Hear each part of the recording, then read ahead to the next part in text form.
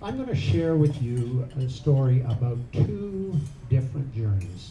One, NASA's journey of its Dragonfly drone to Titan, which is the largest moon of Saturn, and then mine to design and build a 1/5 working scale model, which some of you have had a chance to see there. First of all, let me introduce myself. First point, I am not an engineer. I'm a retired business executive. I had a 30-year career, half of which I spent as a consultant with McKinsey & Company, and then moved to Atlanta and was a corporate executive there with two companies, Equifax in the information services business and Acuity Brands, which was a diversified conglomerate. I retired in 2005.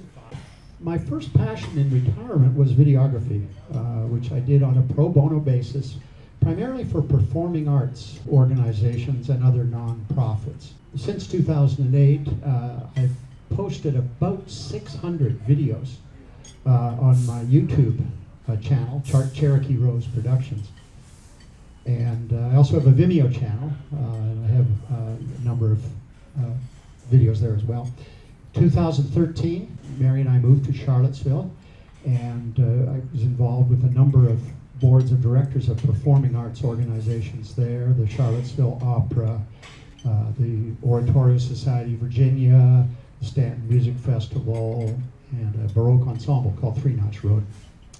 I also took a number of courses at UVA as a community scholar on topics ranging from European intellectual history to songwriting. During the COVID year, I developed an interest in robotics and microcontrollers and 3D printing, and those skills kind of coalesced into building a 1/4 scale model of the Mars rover Perseverance, which is shown here, and then Ingenuity helicopter down there on the bottom of the picture. So both of those were working models and a lot of fun. After I finished that project, I was looking around for what I kind of thought of as the next frontier, and I had some themes in mind that I wanted to explore. Exploring was one of them, discovering things was another, building things and inspiring others was another theme that I was looking for. So on October 22nd, I came across a YouTube video that kind of featured NASA's $3.3 billion Dragonfly project. It's a multirotor drone, as you could see the model there, but also in the picture here. It's about the size of a Volkswagen Beetle, the actual drone itself. It will be launched in July of 2028 and begin an 8-year journey to the surface of Titan, where it'll arrive in 2036, and begin exploring the unique environment of Titan there, looking for signs of life, not necessarily today, but for the life precursors. Titan has a very unusual environment, that unique environment that has the possibility of life precursors, and so they're going to study the prebiotic chemistry of Titan when they get there. So here's a little 5-minute video that really was the thing that inspired me on this whole journey. Although it's about half the size of Earth, Titan has the characteristics that we think are very similar to Earth in its early days. Titan has a thick atmosphere at around 4.4 times denser than Earth's, and is the only moon in our solar system to have any noticeable atmosphere at all. Titan also has large pools of liquid, which follow a similar cycle to the rivers and seas we have here on Earth, but instead of water, Titan has seas of methane, which evaporate into clouds, causing it to rain liquid methane. In terms of scientific information, Titan is a gold mine for scientists, but sadly, it's extremely difficult to get to, and because it's entirely covered in clouds of methane, it's nearly impossible to study the surface from a distance. In 1997, a collaboration between NASA, the European Space Agency, and the Italian Space Agency launched the Cassini space probe on a 7-year journey to reach Saturn. The probe was designed to study the entire Saturn system, including its rings and natural satellite. Attached to the space probe was a smaller lander called Hawkins, which was hoping to become the first spacecraft to land on Titan. Hawkins successfully recorded and sent back 350 images, revealing a world eerily similar to ours, with sharp hills and valleys and rivers of methane cutting their way through the landscape. As our quest to learn more about the origins of life continues, NASA's new mission called Dragonfly will begin its journey to Titan in 2026, and the work of the Cassini and Hawkins mission will be vital to its success. Dragonfly is a mobile lander fitted with 8 large rotors that will be able to fly around the surface like a drone, an incredibly difficult engineering challenge, and the data gained from Hawkins will be insanely valuable when designing the drone. Everything from its sensor layout, battery capacity, energy source, and propeller design will be dictated by what we learned. When it lands, a seismometer will give us information about quakes and reveal the thickness and nature of Titan's icy crust, sitting above what is thought to be a liquid water ocean. We think this because Cassini witnessed the surface shifting in position by 30 kilometers in just 2 years, indicating that the crust is floating on top of some kind of liquid layer. Since the air is thicker on Titan and the gravity is 1/7 of Earth's, Dragonfly will be able to achieve more thrust on a planet that needs less lift, drastically reducing the energy needed for lift compared to Earth. Due to Titan's distance from the Sun and its thick atmosphere, the sunlight on Titan's surface is around 100 times weaker than it is on Earth, making solar panels impractical. Thankfully, we have a lot of practice in a different type of energy source through missions like the Curiosity rover, which was powered by a radioisotope thermoelectric generator. RTGs work by converting the heat from the natural decay of a radioisotope into electricity. In fact, Dragonfly's cruise vehicle will need to be equipped with radiators to bleed that heat into space to prevent overheating, just as the Curiosity rover did. We will also lose energy to keeping the craft at operating temperature, as the surface of Titan can reach temperatures as low as -180 degrees Celsius, and to keep some vital systems and scientific experiments running, leaving us with about 75 watts to charge while on the ground in a best case scenario.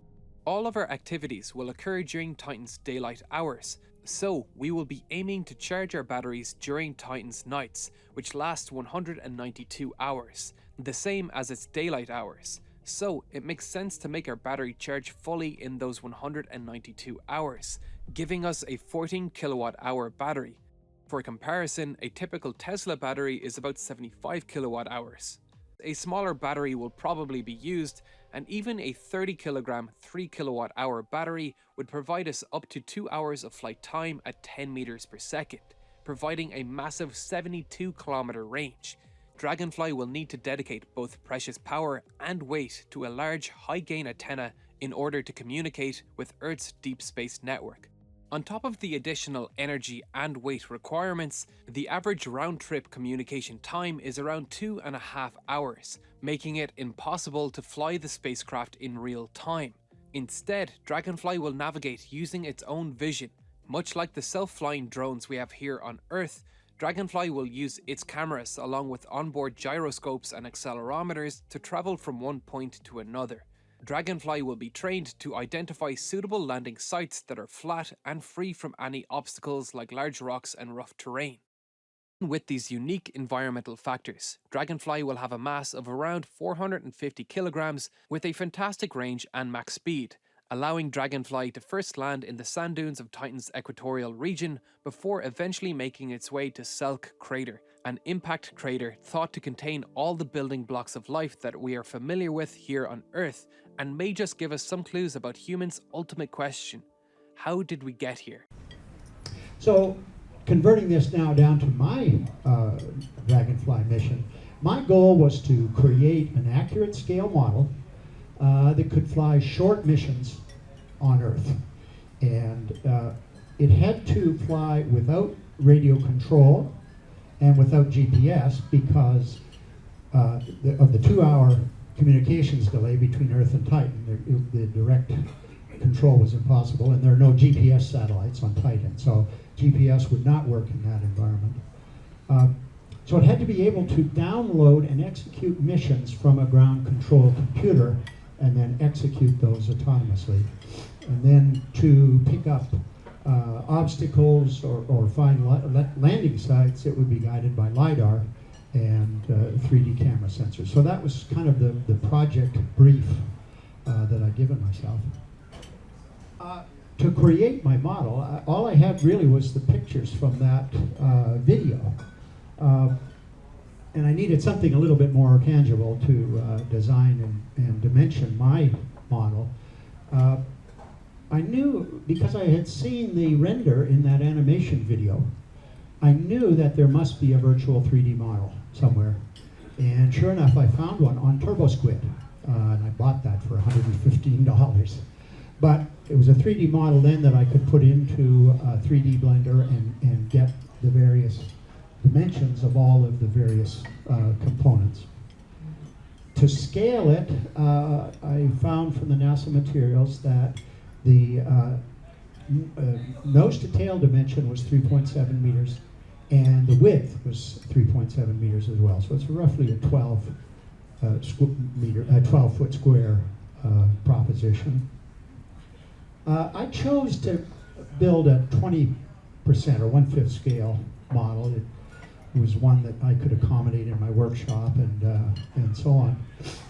So the model itself was going to be roughly 74 centimeters in both length and width, so just under 30 inches, you can see. The frame itself would be 15 centimeters wide and 13 high, and the total height when the antenna is raised is about 65 centimeters or 2 feet. But that allowed me to scale all of the component parts from there. Because I was working with an external image, I wasn't really sure how the framework was constructed. But I was able to find a NASA photo of what they call the Iron Bird. And so that gave me the construction of the internal framework, which I then built out of 2020 aluminum profiles. And the undercarriage is aluminum tubing that's connected together by 3D printed joints. The arms that were going to support the motors and rotors were carbon fiber, connected by 3D printed connection joints. And I decided to replace the undercarriage with carbon fiber to give greater strength and less weight. All of the parts on the Dragonfly, my Dragonfly, I designed using a 3D program, a design program called Tinkercad. It's very, very simplistic, but it did the job for me. These are the side supports that connect the arms, support arms, to the frame. And then here they are being 3D printed. All of the parts that you see there, with the exception of the frame and the carbon fiber, are all 3D printed. So all of the exterior skin was designed and 3D printed. The radio thermal generator power plant at the back, you saw in the video, you can see on my model. The antenna that raises and rotates was all designed there. And then there were the two cameras mounted on the top of the antenna the antenna rotates so that the forward and backwards camera can capture 360-degree images of the terrain once the Dragonfly is landed. In the video, we saw that the Titan's atmosphere is 4 times denser than Earth, and 1/7 the gravitational force, which is drone operators' dream. And that was one of the main reasons that NASA chose drone technology. Of course, the other reason was that it had much more range than, for instance, the Mars rover Perseverance, that's very constrained in how far it can go. So since I didn't have those advantages on Earth, my model had to create more lift versus the weight of the model. The 20% scale factor locked in my propeller length at about 12 inches. So I really had to have stronger, heavier motors and, more powerful motors and therefore heavier batteries to keep the drone going. The choice of motors was critical. They had to be powerful enough to generate the required lift and efficient to have an extended battery life, extended by, I'm talking about 20 minutes of battery life of my model, but that was enough to just prove concept. The batteries were another challenge. They had to be lightweight, they had to have high current required by the motors. Each of the motors draws 16 amps current. So when you've got 8 of them, that's a lot of current. That means the gauge of the wires have to be 10 or 12 gauge wire, and a lot of other features. I blew out a couple of switches because I didn't have the right amperage on the switches to turn it on and off. I chose LiPo batteries. Everybody knows about those. They had to be carefully positioned so that, and actually they're what I used to balance out the weight of the drone around the center of gravity. Titan had a challenge that I didn't have, and that was that they needed to protect the batteries and the internal components from Titan's minus 290 degree Fahrenheit temperature. I kind of, in the research that I was doing, I discovered that their plan was to coat the shell in a 7 centimeter aerospace grade plastic foam made out of polymethacrylamide, commercially known as Rovacell. So I contacted Evonik Industries USA and asked them if they could send me a sample of this, which they kindly did. 1/5 scale thickness, so mine was about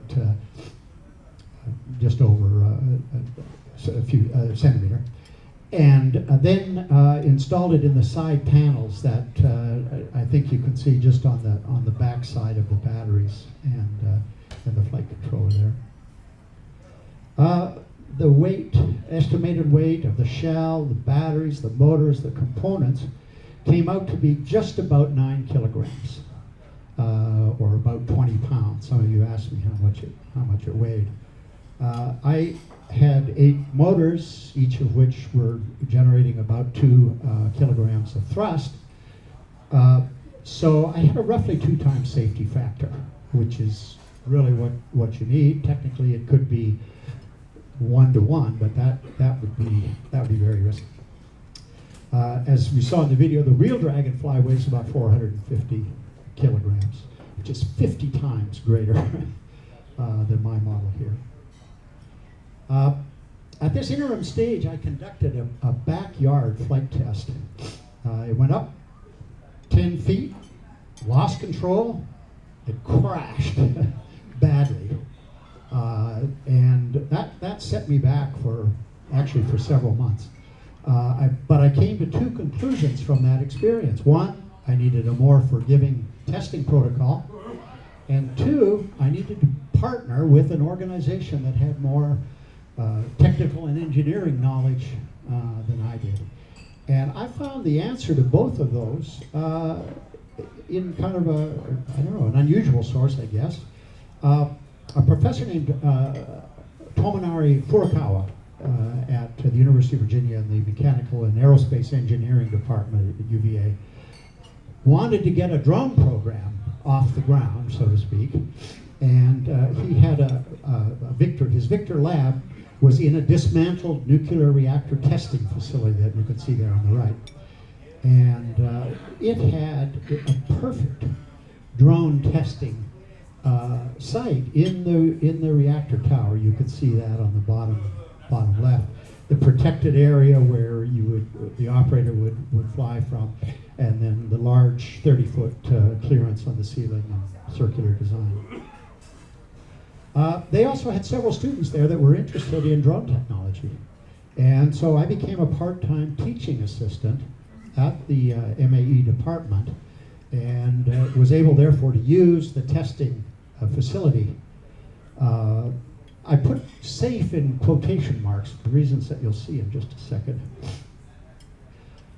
So here's the first test.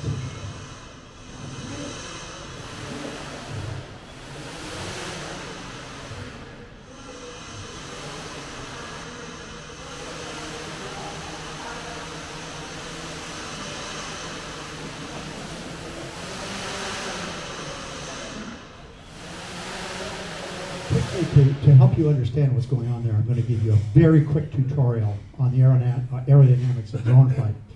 The 4 pairs of rotors that you can see there in a square layout, they're centered around the center of gravity of the drone. The spinning rotors pushes air downwards, and as we all know from Newton's third law, that means there's an equal and opposite reaction upwards. So that's what creates the lift of the drone.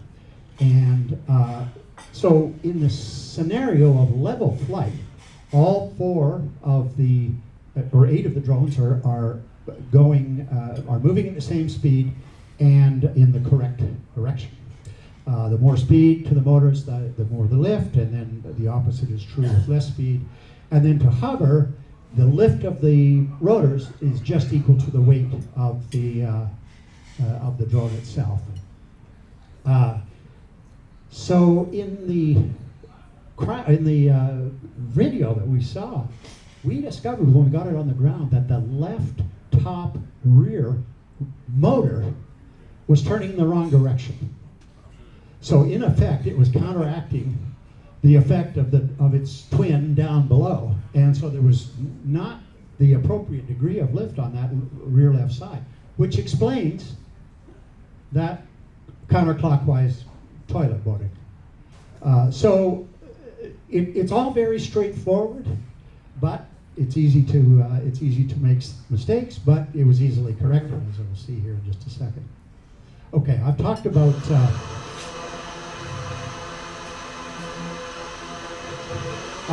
stable lift. That's what we're seeing there.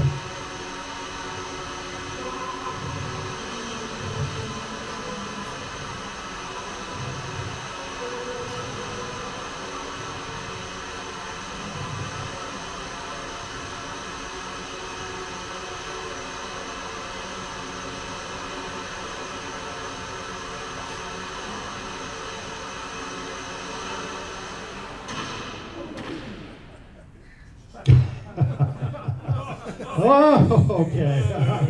What happened there? I've already explained what stable lift is. Yaw is when there's a change in the relative speed of the counterclockwise and clockwise and counterclockwise rotors. So there's a torque that's created, and the drone rotates around its center of gravity. So that's what causes the yaw mechanism. The roll is created by an increasing in the speed of the right-hand rotors and decrease in the left hand, and so there's a tilt in the drone, and in addition to the vertical lift component, there's a horizontal vector of force that's what moves the drone sideways. So that's what was going on there. Now, anybody wondering what happened to the crash? Operator error, of course. The drone was fine, it was just an operator problem. The fellow that was operating it accidentally hit the throttle and reduced it to 0. And of course, a drone will not fly for even 2 seconds if there's no throttle. So that was part of the problem. And then the other problem was my fault. I was getting overconfident with the tether. I thought, boy, this is working. I'll just slack it off so we can really show that this is working. And I paid the price for that, didn't I? So we did have a successful flight, but we didn't have any undercarriage. So there's the tilt. That's when the rear rotors are going faster than the front.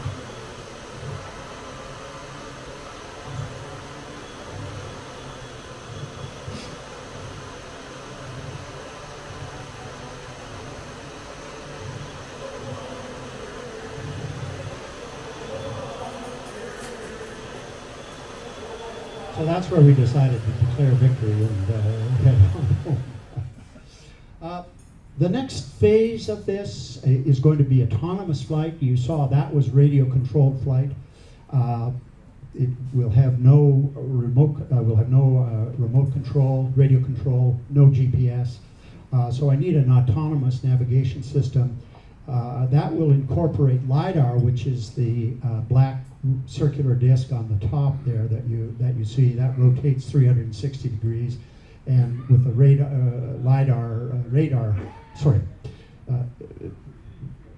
laser image and response creates a map of the surrounding atmosphere, and then the 3D camera will identify visual barriers, and the stereoscopic effect of the 3D camera allows you to tell distance and so on.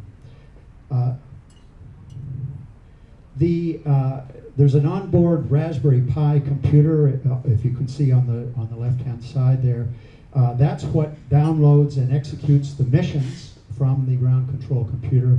It interprets the laser and 3D camera data and sends instructions to that flight controller, the Pixhawk, sitting right on the top there, that adjusts the rotor.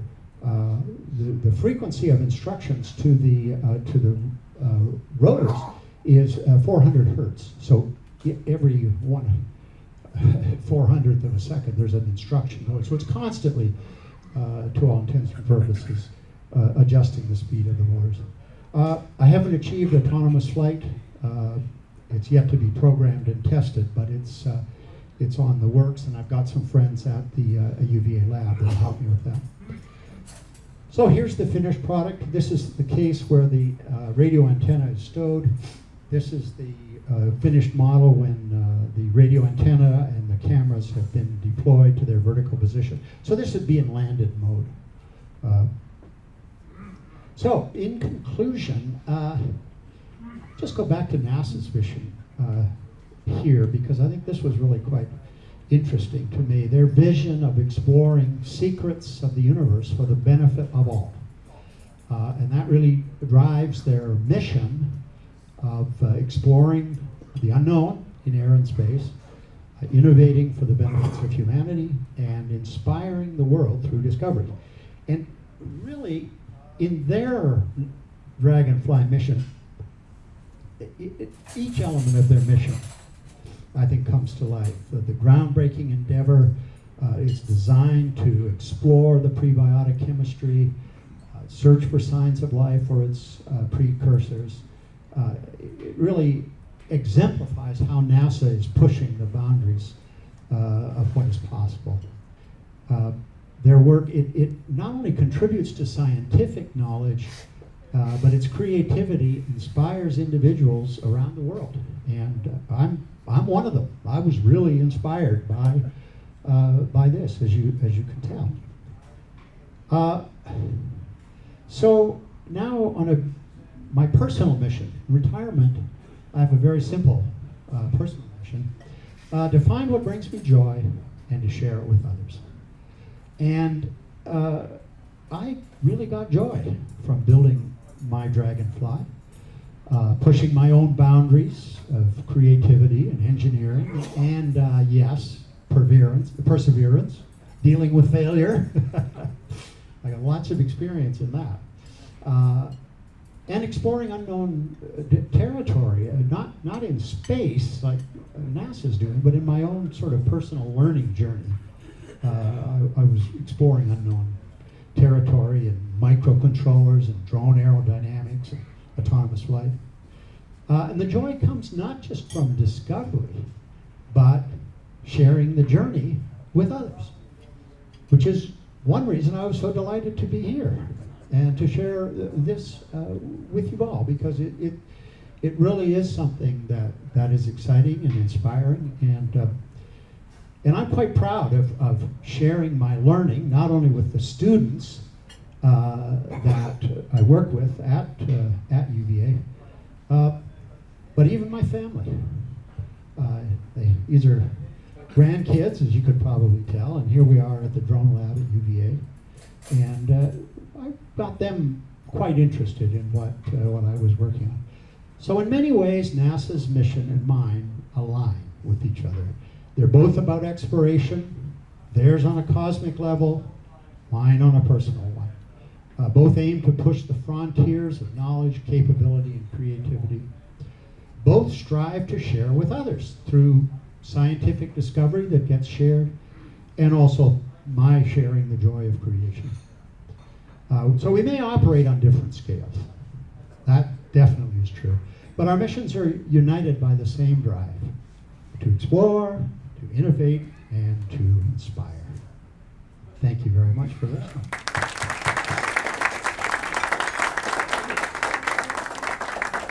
Well, this was a great pleasure for me. I hope I was able to be somewhat inspiring and help maybe people think about their own retirement projects and what they're working on, and think about what gives us all joy. Isn't that what it's about at this stage? Anyway, it was just a pleasure being with you. Thank you very much.